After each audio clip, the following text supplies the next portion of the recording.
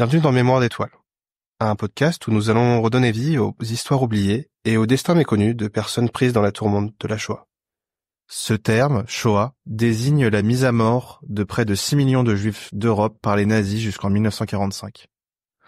Afin de commémorer le 80e anniversaire de la libération des camps de la mort, le service des archives de la communauté d'agglomération Seineur s'associe avec le lycée Marbloch de Val-de-Reuil pour rappeler ce que vécurent les Juifs du département de l'Eure durant la Seconde Guerre mondiale. À travers 9 épisodes, découvrez des récits de vie souvent tragiques, mais pour certains porteurs d'espoir. Ces histoires vraies, rédigées à partir de documents d'archives, prennent vie grâce aux voix des lycéens et des archivistes qui vous invitent à plonger dans un pan d'histoire à ne pas oublier. Mémoire d'étoiles, épisode 7, une main tendue. Au rythme des interdictions et des rafles, la vie est devenue de plus en plus difficile pour les Juifs de l'Eure. Des familles se trouvent séparées quand l'un d'entre eux, souvent le père, est arrêté, interné, puis disparaît en déportation. Il faut trouver comment sauver les enfants, sauver sa propre vie. Et pour cela, il est difficile de rester seul. Leila Gutman a pu compter sur de nombreuses complicités pour fuir Vernon avec ses enfants.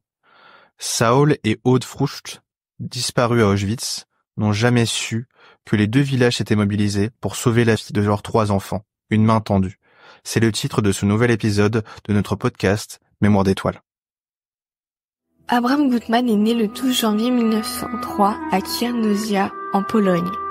Il part pour la France en 1921 où il devient tailleur professionnel. Il épouse Baïla en 1932, jeune couturière née le 18 octobre 1909 à Varsovie. Ils auront 2 enfants, José, né le 25 février 1934 à Paris, et Monique, née à Vernon le 23 mai 1939. Ils vivent d'abord à Paris, puis à Vernon, où le couple ouvre en 1937 son propre magasin de vêtements, appelé À la femme chic, au numéro 40 de la rue d'Albufera. Soucieux de leur intégration dans la société française, les parents se font désormais appeler Adolphe et Berthe. Au déclenchement de la guerre, bien que polonais, Abraham s'engage comme volontaire dans l'armée française. Les bombardements du 8 juin 1940 anéantissent leur boutique alors florissante après des débuts difficiles. La famille s'installe dans des baraquements et contracte un emprunt pour rouvrir le commerce qui est finalement confié le 28 octobre 1940 à la gestion d'un administrateur provisoire. Leur situation est à ce point difficile que quand le 29 janvier 1942, Abraham Gutman doit déclarer ses biens de valeur, il répond qu'il est sinistré à 100% et ne possède plus rien. Baïla est employée comme couturière dans une entreprise de Saint-Marcel qui travaille pour l'armée allemande.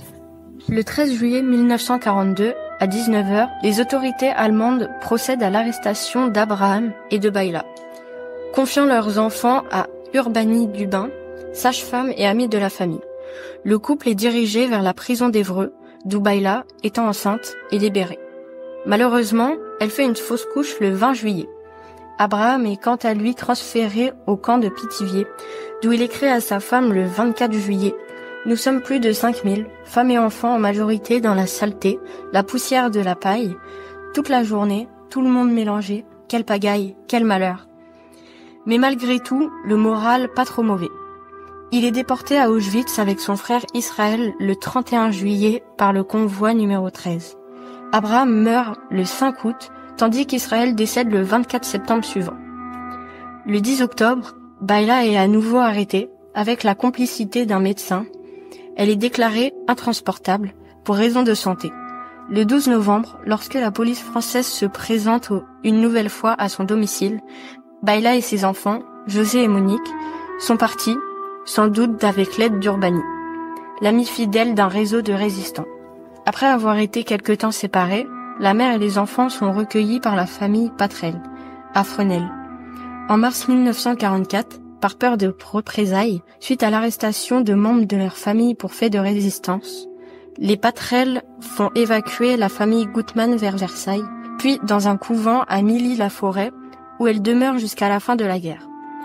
Le 12 décembre 1944, Baïla Gutman est de retour à Vernon avec ses enfants, où elle ouvre un nouveau magasin de confection. Elle y demeura jusqu'à son décès en 1998. José et Monique Gutmann, quant à eux, seront reconnus pupilles de la nation en 1948. Au début de la Seconde Guerre mondiale, la famille Froust est composée de 6 personnes. Saul Froust, né en 1901 à Vilnius, son épouse Aude Cassas, née en 1907 à Oukmergé, leurs 3 enfants, Denise, née en 1936, Mireille, née en 1938, et Michel, né en 1939. Enfin, la mère d'Aude, Chaya Cassienne, née en 1877 à Oukmergé. Tous vivent à Saint-Cyr-du-Vaudreuil. Saul y dirige l'entreprise Angèle, qui fabrique des parapluies, tandis que son épouse est mécanicienne. Après s'être recensés comme juifs en octobre 1940, les Froust sont bientôt séparés. Saul Froust est arrêté le 22 juin 1941, interné à Compiègne. Il est déporté le 6 juillet 1942 à Auschwitz. Il fait partie alors des 50 otages juifs déportés en même temps que des militants communistes et une quinzaine d'otages dits asociaux, tous originaires de Normandie, de régions parisiennes ou de Lorraine. À leur arrivée à Auschwitz, 1170 personnes sont immatriculées sous les numéros commençant par 45 000, d'où le surnom de convoi des 45 000. Seuls 119 d'entre eux survivront. Saul Froust, devenu le matricule 46 275, décède le 10 août 1942, à l'âge de 41 ans, peut-être touché par l'épidémie du typhus qui ravage alors leur camp. Aude demeure seule avec sa mère et ses enfants lors du recensement des objets de valeur de janvier 1942. Elle déclare ne posséder qu'une automobile usagée. Elle est arrêtée par la gendarmerie française le 13 juillet et incarcérée à la prison de Louviers. Elle est transférée à Pithiviers, puis déportée à Auschwitz le 3 août par le convoi numéro 14.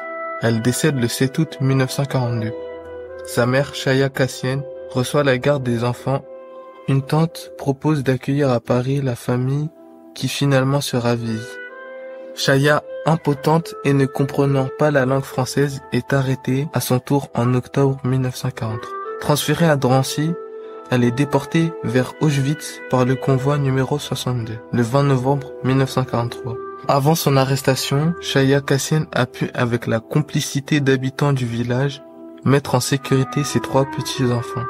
Mireille et Denise sont recueillis à l'école privée Saint-Henri par Jeanne Kreutzer, sœur Jeanne en religion, tandis que Michel vit chez Marie Constantin.